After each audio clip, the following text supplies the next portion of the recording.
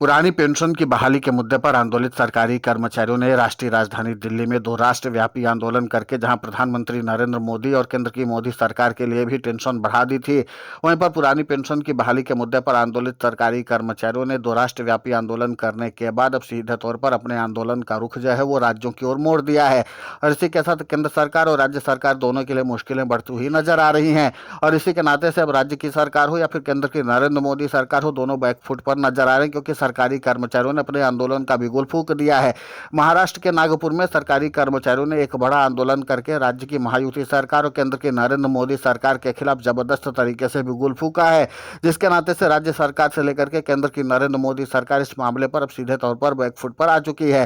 लेकिन पुरानी पेंशन की बहाली के मुद्दे पर आंदोलित सरकारी कर्मचारियों ने महाराष्ट्र के नागपुर में सीधे तौर पर बिगुल फूंकते हुए कहा, हमें न तो यूपीएस चाहिए और न ही एनपीएस चाहिए, हमें सीधे और सिर्फ ओपीएस की बहाली चाहिए। और इसके लिए सरकारी कर्मचारी अंतिम सांस तक लड़ाई लड़ने के लिए तैयार है। और इसके लिए सरकार को भी समझने की जरूरत अब महसूस हो रही है।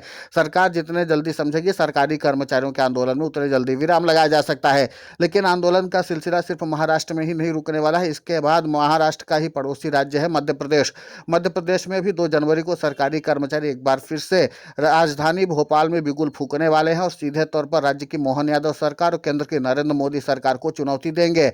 और आपको बता दें कि पुरानी पेंशन की बहाली के मुद्दे पर मध्य प्रदेश में सरकारी कर्मचारियों का आंदोलन कभी रुका ही नहीं है। आपको बता दें कि विधानसभा चुनाव के बाद से भी लगातार सरकारी कर्मचारी जो हैं वो व्यापक तौर पर आंदोलन चला रहे। एनएमओपीएस से लेकर के आजाद अध्यापक शिक्षक संघ ने भी पुरानी पेंशन की बहाली के मुद्दे पर जबरदस्त तरीके से बिगुल फूका है।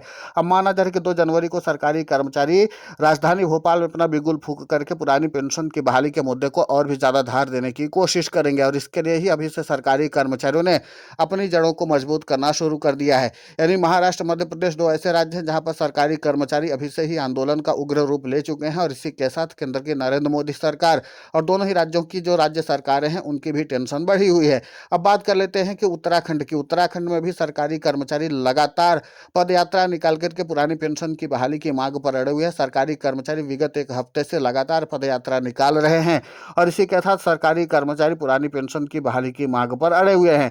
तो आपको बता दें कि 3 राज्यों में पुरानी पेंशन की बहाली के मुद्दे पर आंदोलित सरकारी कर्मचारी ने अपने आंदोलन का बिगुल फूंक रखा है।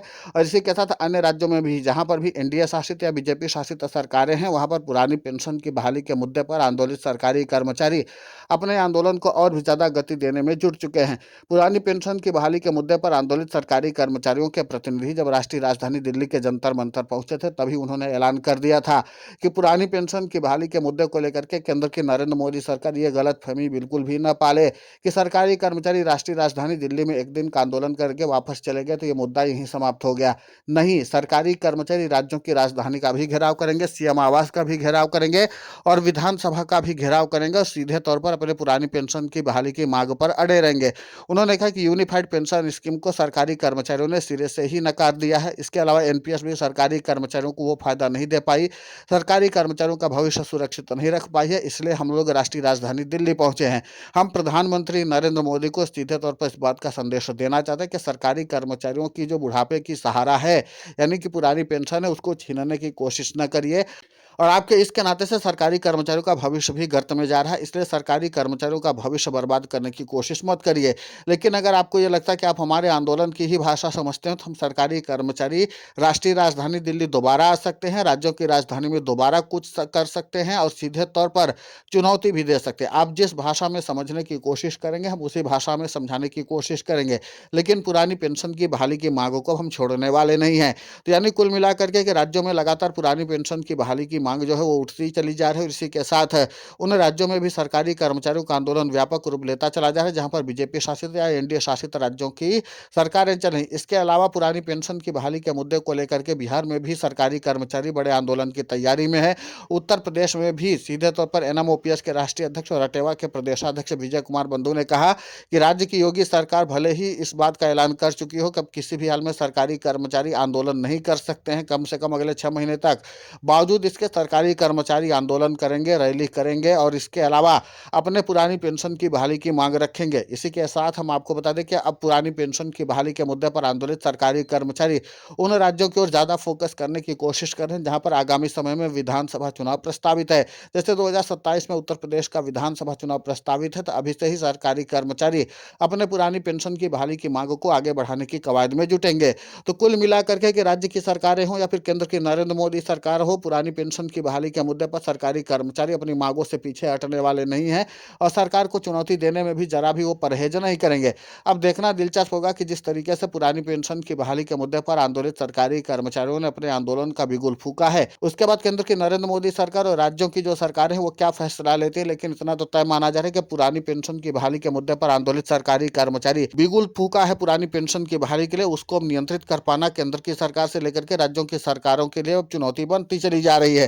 क्योंकि जहां पर भी एनडीए शासित या बीजेपी शासित सरकारें हैं, सरकारी कर्मचारी वहां के लामबंद हो रहे हैं और खासकर यूनिफाइड पेंशन स्कीम और नेशनल पेंशन स्कीम को लेकर के सरकारी कर्मचारियों का रोष थमने का नाम नहीं ले रहा है। इसी के साथ पुरानी पेंशन की बहाली के मुद्दे को लेकर के विपक्षी दलों के सांसदों की ओर से भी कोई खास रिस्पॉन्स नहीं मिला है संसद में। लेकिन माना यह जा रहा है कि पुरानी पेंशन की बहाली के मुद्दे को लेकर के एक बार फिर से चर्चा जो है वो तेज होने वाली है। और अगर ग्राउंड जीरो पर सरकारी कर्मचारियों की पुरानी पेंशन की बहाली का मुद्दा उठता है तो फिर जाहिर सी बात है कि तमाम राजनीतिक दल फिर से पुरानी पेंशन की बहाली के मुद्दे को हवा देने की कोशिश करेंगे। लेकिन सरकारी कर्मचारियों ने एक बात का फैसला कर लिया कि चाहे उत्तर प्रदेश हो या मध्य प्रदेश हो, महाराष्ट्र हो या फिर और कई राज्य, वो चाहे उत्तराखंड ही हो, जहां पर भी पुरानी पेंशन की बहाली के मुद्दे को उठाने की जरूरत है, वहां पर सरकारी कर्मचारी आर या पार की लड़ाई लड़ने के लिए तैयार है। उधर हरियाणा में भी पुरानी पेंशन बहाली संघर्ष समिति ने भी अब अपने आंदोलन को और भी ज्यादा धार देने का संकेत दे दिया है।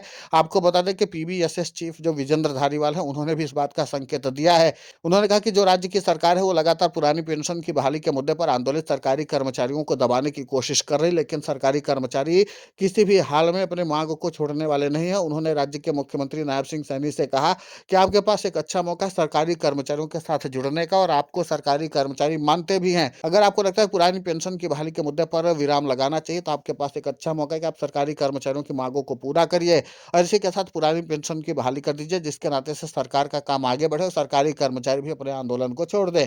अब देखना दिलचस्प होगा कि हरियाणा से लेकर के महाराष्ट्र तक और इसके अलावा मध्य प्रदेश से लेकर उत्तराखंड तक और इसके अलावा उत्तर प्रदेश से लेकर के बिहार तक हर जगह पर सरकारी कर्मचारी अपने आंदोलन को लेकर के एकदम उत्तेजित हैं और इसके बाद सरकार को सीधे तौर पर चुनौती दे रहे हैं। तो सरकारें अब क्या फैसला लेती है देखना दिलचस्प होगा, लेकिन फिलहाल सरकारी कर्मचारियों के प्रतिनिधियों ने कह दिया सिर्फ और सिर्फ हूबहू ओपीएस ही चाहिए। फिलहाल इस पूरे घटनाक्रम को लेकर के आपकी प्रतिक्रिया बहुत महत्वपूर्ण होती है, आप हमें कमेंट करके जरूर बताएं। साथ ही पुरानी पेंशन की बहाली के मुद्दे पर हम लगातार आंदोलित होकर के खबरें चला रहे हैं। आप हमारे समर्थन के लिए चैनल को सब्सक्राइब करें, खबर को ज़्यादा से ज़्यादा शेयर करें ताकि पुरानी पेंशन की बहाली का मुद्दा और बुलंद हो।